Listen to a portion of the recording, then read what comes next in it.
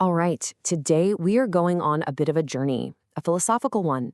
We're going to take a hard look at the modern idea of the self and, with Socrates as our guide, maybe even dismantle it a little.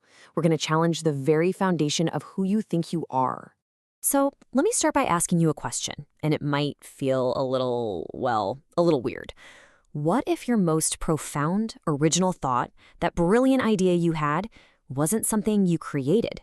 What if it was something you just uncovered, something that was already out there, waiting? This one question, right here, is the key that unlocks this entire idea. Okay, so first things first, we need to get a handle on the ground we're all standing on. We have to look at this thing we call the modern ego. You know, that sense of self that most of us just carry around every single day without a second thought. So, our modern sense of self, it really stands on these three huge pillars. First up, originality. That's the feeling that my thoughts are uniquely mine. Then you've got autonomy, this belief that I am the sole author of my own values. And finally, that big one, the self-made myth. The idea that our success was built from nothing, completely from scratch. Put them all together, and you get the architecture of our modern pride. Now, in the Socratic world, this pride or hubris isn't just about being arrogant. It's way deeper. It's a fundamental misunderstanding. It's the delusion that our ego is the sun, the actual source of light, when really it's just the moon, reflecting a much bigger, much more distant light. So what happens when this self-made, totally original, sun-like ego gets challenged? What happens when it faces this kind of, metaphysical collapse? This is where the journey gets tough, for sure, but it's also where it gets truly transformative. And here's the core shift in how we see things. The ego, it thinks of itself as an architect of truth. It wants to build its own reality from the ground up. But the Socratic view, it sees us as archaeologists of truth. Our job isn't to build anything new, it's to carefully, patiently uncover a truth that's already there, buried under all our assumptions and junk. You can almost hear the panic in this voice, right? This is the ego, terrified.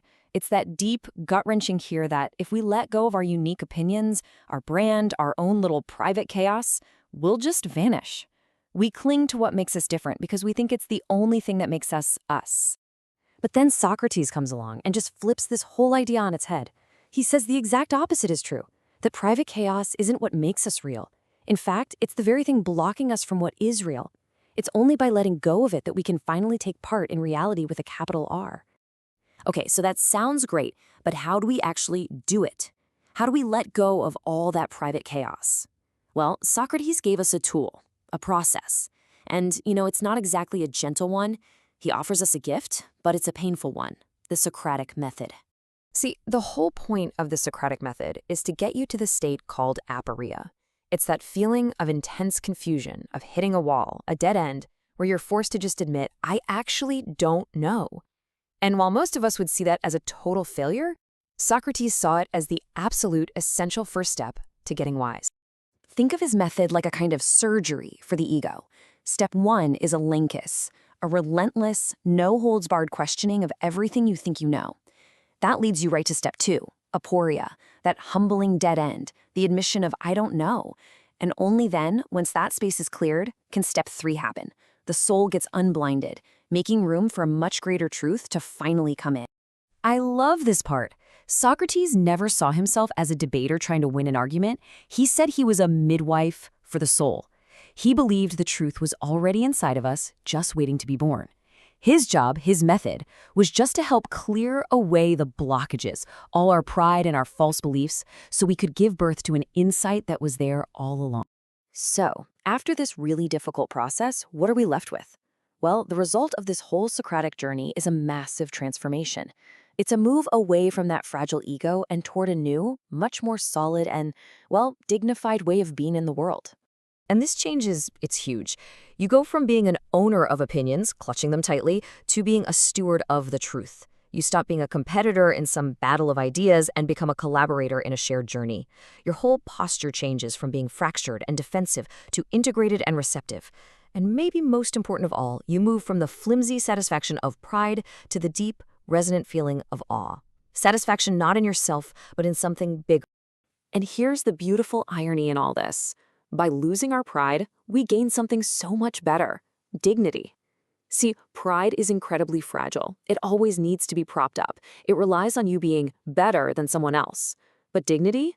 Dignity is rock solid because it doesn't come from you. It comes from the fact that you're a channel for something greater than you. So where does all this lead? This internal transformation, it isn't just for you sitting alone in a room meditating. It fundamentally changes how you connect with other people. It opens up the possibility for a real, genuine meeting of minds. Let's think about this like a kind of Socratic equation. The first part is pretty simple. Pride equals separation. It's the source of our isolation. It's what fractures the world into me versus you, and it stops any real meeting from ever happening. But when we swap out that pride for shared humility, that moment where two people can admit we don't know, it creates an opening. And into that opening rushes what Socrates called eros, or love. It's this deep desire to connect and to share in something that's bigger than both of you. That combination, that's what allows for a true meeting, a recognition that you're both participating in the very same reality. This quote just nails the feeling of this new state of being. The ego's desperate need to be the source of the light is just gone. And what replaces it is this profound gratitude, this humility that comes from just being allowed to stand in the light of something true. So we end up right back where we started, with a question for you to take away. Which would you rather be?